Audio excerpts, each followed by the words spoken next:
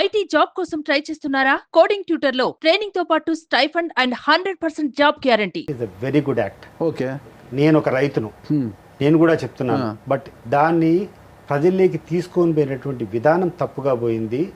ఏ రకంగా అయితే కొంతమంది కూర్చొని ఆయన మెప్పు పొందాలని చెప్పి, జగన్మోహన్ రెడ్డి గారి మెప్పు పొందాలని చెప్పి ఆ ఫోటో పెట్టాలనుకోవడము, లేకుంటే అది చేయాలనుకోవడము, ప్రజల్లో కన్ఫ్యూజన్ క్రియేట్ చేయాలనుకోవడము, అది రాంగ్గా పోయింది. ఎవరో చెప్తే జగన్మోహన్ రెడ్డి గారు ఎలా ఫాలో అవుతారు? రాష్ట్ర ముఖ్యమంత్రిగా ఆ మాత్రం ఆలోచించారా?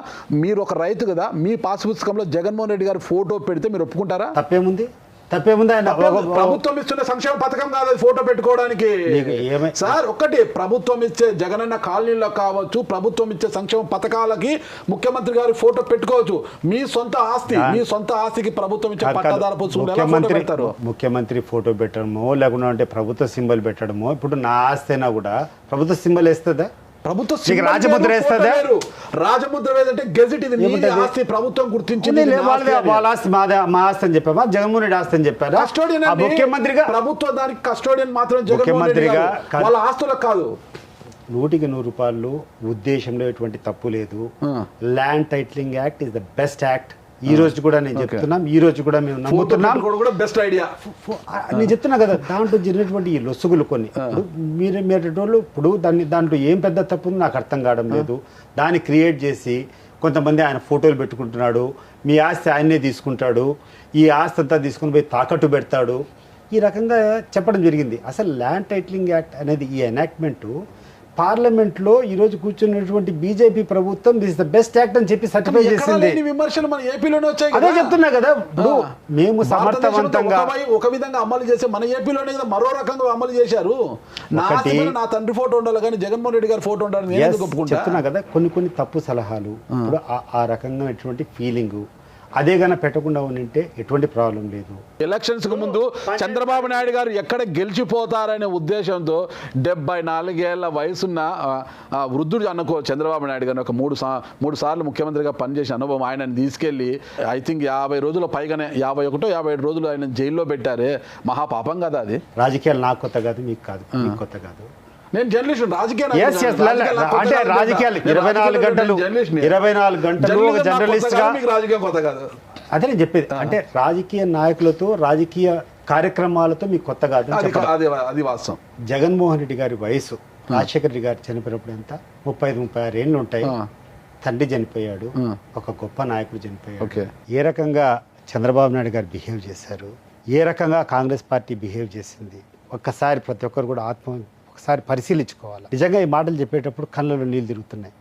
36 years వయసులో ఉన్నటువంటి ఒక తండ్రి చనిపోయినటువంటి బిడ్డ దగ్గర అమానుషంగా కూర్చొని అవినీతి చేశాడు, అక్రమాలు చేశాడు అని చెప్పి 18 నెలలు జైల్లో పెట్టారే. నేను అడుగుతున్నా ఈరోజు చంద్రబాబు నాయుడు గారిని, లోకేష్ను, మిమ్మల్ని ఎన్ని వందల సంవత్సరాలు జైల్లో పెట్టాలా? లేకుంటే గుండె విప్పి లేదు కాదు గుండె విప్పి మీరు చెప్పండి, అవినీతి కార్యక్రమాలు మీరు చేయలేదా? తెలుగుదేశం పార్టీ అవినీతికి దూరంగా ఉందా? లోకేష్ గారు, చంద్రబాబు నాయుడు గారు అవినీతి తావులేనటువంటి పరిపాలన చేశారా? ఆత్మశుద్ధి చేసుకొని చెప్పండి.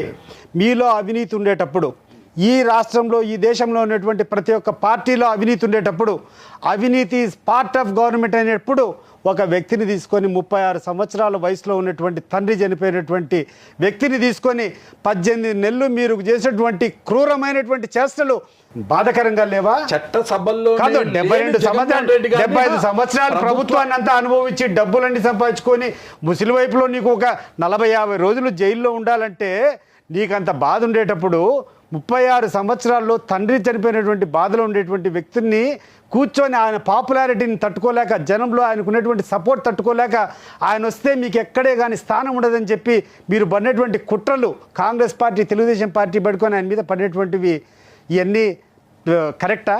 సతీష్ సార్ ఒక్క నిమిషం, నేను కూడా ఒప్పుకుంటా. ప్రభుత్వము తీసుకున్న విధానపరమైన అంశాలను అప్పటి వరకు చట్టసభల్లో లేని జగన్మోహన్ రెడ్డి గారికి ఆపాదించి ఆ పైన కేసులు పెట్టి లోపల పెట్టడం తప్పే. అది చట్టం చూసుకుంటుంది, ఉప్పు కారం చట్టం చూసుకుంటుంది.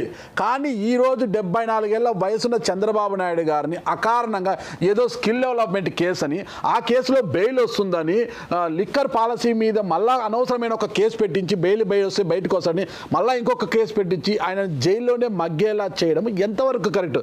రాజకీయ క్షేత్రంలో తేల్చుకోవాలి కానీ జైల్లోకి పంపించడం, నిన్ను పంపించారు కదా, నన్ను పంపించారు కదా, నేను పంపించాలనే కసి పెట్టుకుంటే ఎలా మార్పు వస్తుంది? ఎలా మార్పు వస్తుంది? నువ్వు చేసావు నేను చేస్తాను అనేది కాదు. నువ్వు చేసావు, ఓకే, నువ్వు నన్ను చేసావు, చట్టం చూసుకుంటుంది, ప్రజలు చూసుకుంటారు.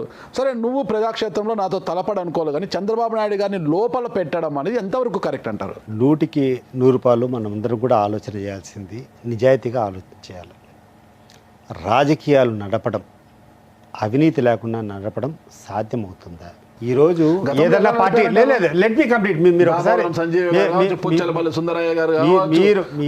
మీరు ప్రశ్న ఇచ్చిన తర్వాత దయచేసి నేను చెప్పినంత వరకు ఓపిక విన్నారు.